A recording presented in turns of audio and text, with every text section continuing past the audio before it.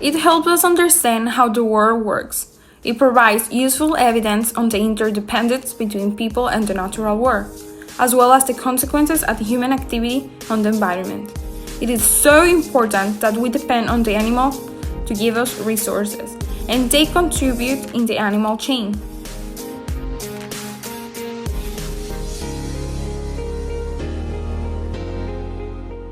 This is the hippopotamus. Its scientific name is Hippopotamus amphibius. Its habitat can be rivers or lakes in grasslands, wetlands, and swamps. They live in wet, dry tropical climate. The biotic factors are humans, crocodiles, plants such as grass, leaves, etc. The abiotic factors are water, temperature, air, and sunlight. They are herbivores, and they are at the first level of the consumers of the food chain. They are a food source for other animals, such as crocodiles or lions. Panthera tigris is also known as Bengal tiger. They are found in a variety of habitats including tropical forests, mangrove swamps, and moist jungles that generally support dense vegetations and have a good source of fresh water. The climate, they live in the moist jungle, which has a temperature around the 21 to 25 Celsius degrees. The biotic factors, one of the biotic factors which they live in is that they tend to be solitary and not hunt in packs with other animals. And also the abiotic factors are the temperature, that they are good in temperature, so it's not very cold and not very hot. And the position in the food chain, they are carnivorous animal species, they are secondary, and they primarily hunt large. And they hunt deers, wild bear, cattle, and goats. And the importance of the food chain is that the tiger is a unique animal which plays a pivotal role in the health and diversity of the ecosystem. It helps to maintain the population of herbivores. Hi, I'm going to talk about Anas platyrichus domesticus, or as we know it, ducks. Duck is the common name for numerous species in the waterfowl family Anatidae, which also includes swans and geese. Ducks are divided among several subfamilies in the family Anatidae. They do not represent a monophyletic group, the group of all descendants of a single common ancestral species, but form taxon, since swan and geese are not considered ducks.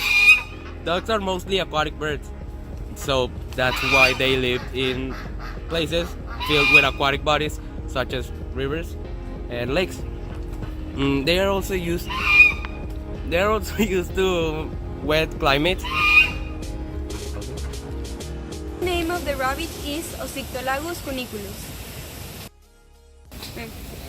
They originally came from Europe and Africa, but nowadays we can find them all over the world. The habitat is woods, forests, grasslands, deserts, tundra, and wetlands. Since there are almost 30 different types of bunnies, they can survive most types of climates, but they usually prefer dry and humid climates. The biotic facts are grass and bushes, while the abiotic factors are water, soil, and sunlight.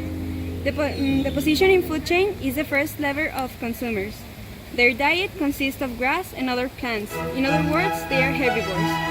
Many predators consume small animals such as rabbits, making them an important part of the food chain. Hello, welcome to the Ecus quagga habitat. The zebra is a strong social animal that lives in the southern countries of Africa. Africa is a very large continent with a variety of habitats. It also has just two seasons. In the dry season from October to March, not much rain falls and plants grow slowly. In wet season, there is much rain. Plants grow very well again. Are the tortoises. Their scientific name is Gopherus berlandieri, and they are most of the time found in desertic or semi-desertic areas like the desert. Tortoises are herbivores and eat only plants, but there's also the omnivores, which mean they eat anything aviable in plants or fruit, like little insects they find. They need calcium to build in their bones the same way that humans do. Their importance in their environment is that they help germinating seeds as well as in thinning out and opening up new areas, ground for different types of vegetation to grow.